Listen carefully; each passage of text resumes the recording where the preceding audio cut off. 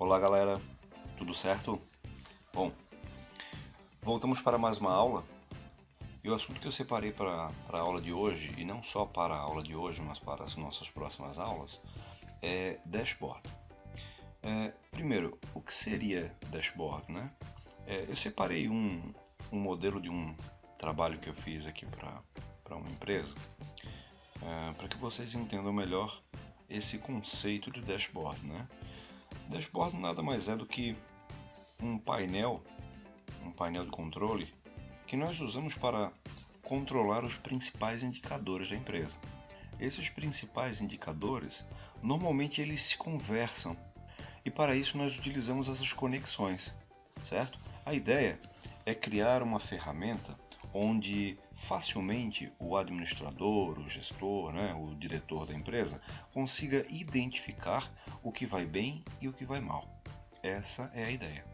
É juntar todos esses principais indicadores e montar esse painel onde ele consiga identificar tudo isso, certo?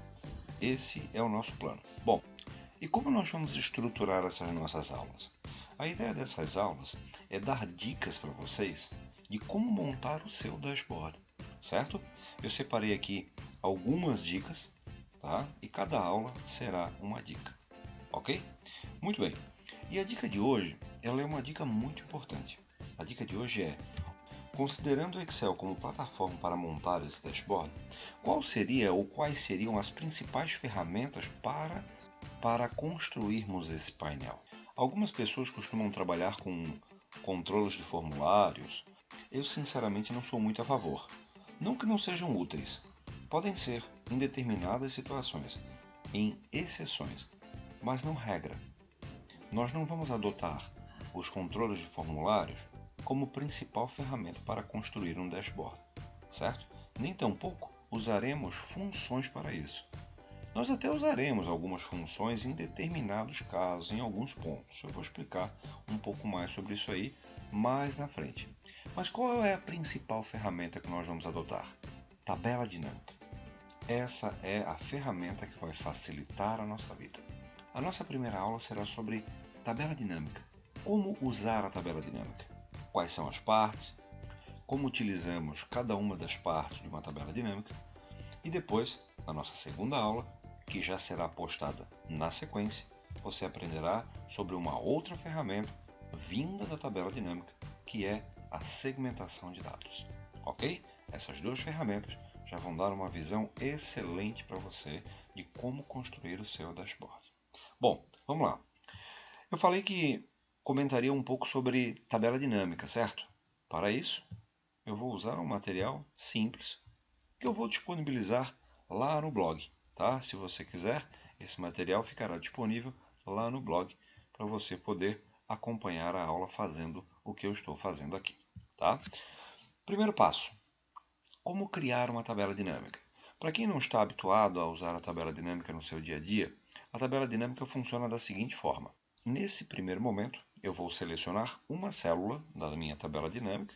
Essa célula pode ser qualquer uma, pode ser do corpo do relatório ou do título, né, lá do meu cabeçalho.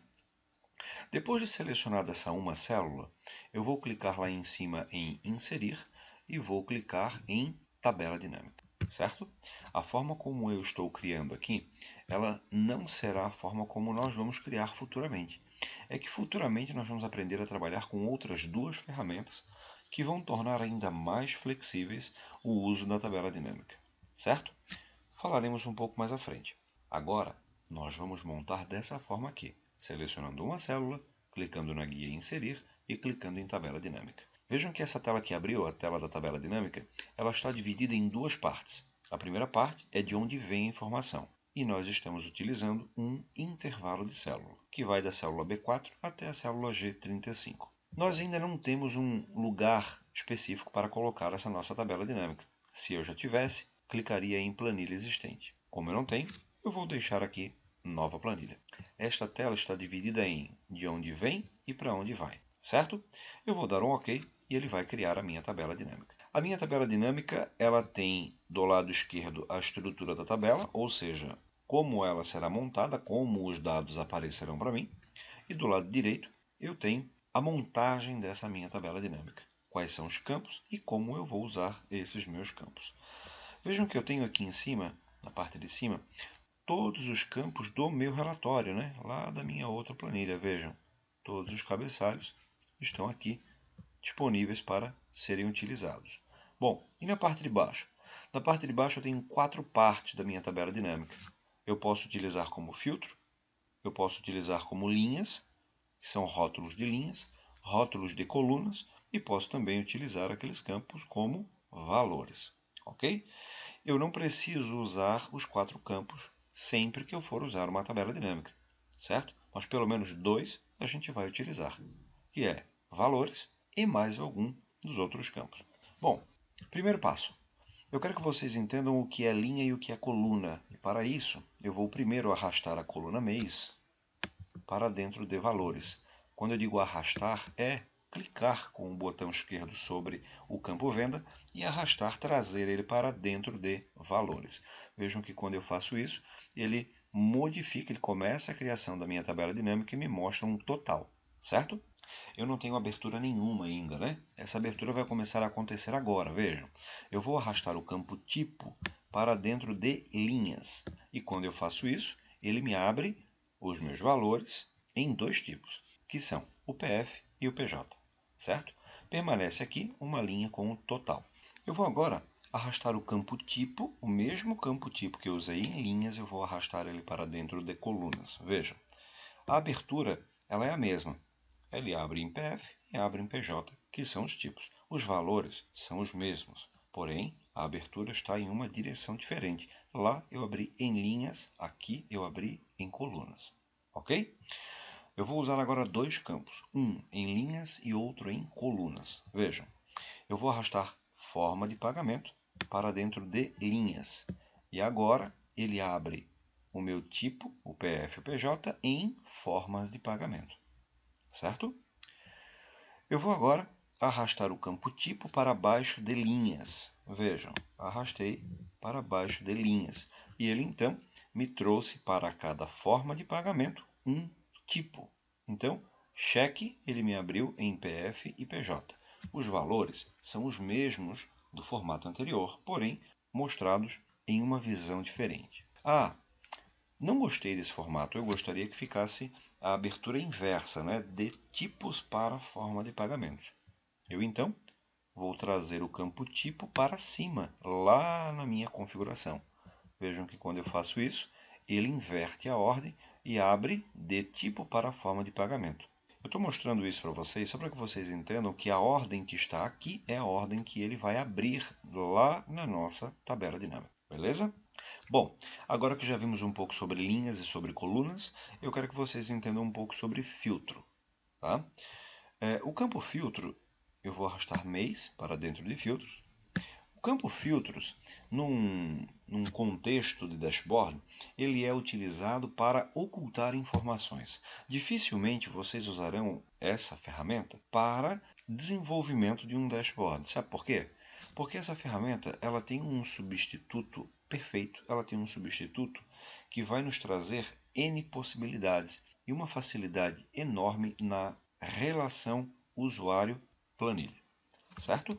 Essa ferramenta nós vamos ver na próxima aula, é a segmentação. Bom, mas a ferramenta filtro, que pode ser utilizada para ocultar algum dado, ela tem o objetivo realmente de filtrar, né? Quem está acostumado com um filtro, lá nos nossos relatórios, a ferramenta filtro, não vai estranhar a ferramenta filtro da tabela dinâmica, principalmente se marcar essa opção ali embaixo, chamada selecionar vários itens. Vejam que agora nós marcamos e desmarcamos quem queremos e quem não queremos. Quando der um OK, ele vai aplicar esse filtro e vai deixar somente os dados que têm informação. Certo? Bom, vou mostrar tudo novamente. E vou dar um OK. Bom, já vimos o que é linha, já vimos o que é coluna e já vimos também o que é filtro. Eu vou mostrar de uma forma mais simples agora o uso do campo valores.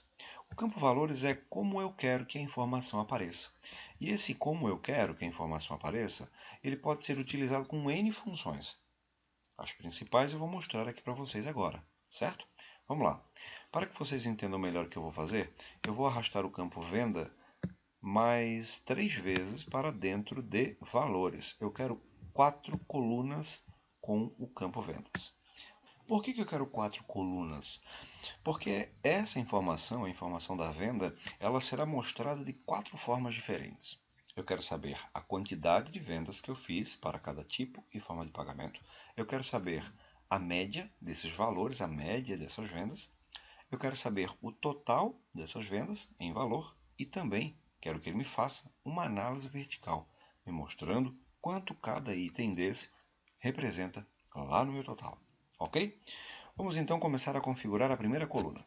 Para configurar, eu vou dar 2 cliques lá no cabeçalho da coluna que eu quero configurar, certo? Eu poderia acessar esse campo clicando com o botão direito sobre uma das informações da coluna e também poderia clicar lá no canto direito, na seta que tem representando a caixa da coluna que eu quero trabalhar, certo? Vejam que eu chego a configurações do campo de valor.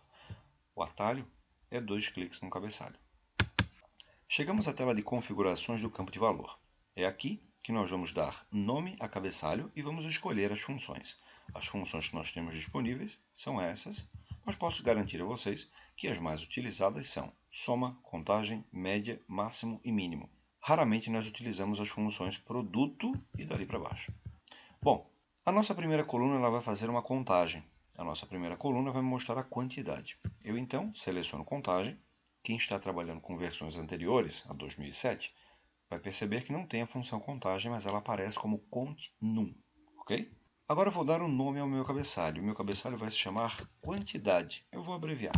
Aqui embaixo eu tenho o formato do número. Para a quantidade, eu não vou mexer, certo? Nas próximas colunas, quando trabalharmos com valores, eu vou mostrar como utilizar essa informação. Vou dar um OK e ele vai aplicar esse formato. Vou fazer a mesma coisa com as próximas 2 colunas, só que as funções que eu vou usar são as funções média e as funções soma. Vejam, média, o nome eu vou deixar média de venda e lá no formato eu vou escolher o formato contábil, sem símbolo da moeda. Isso é uma opção minha. Dou um OK, OK novamente e ele mudou a minha coluna.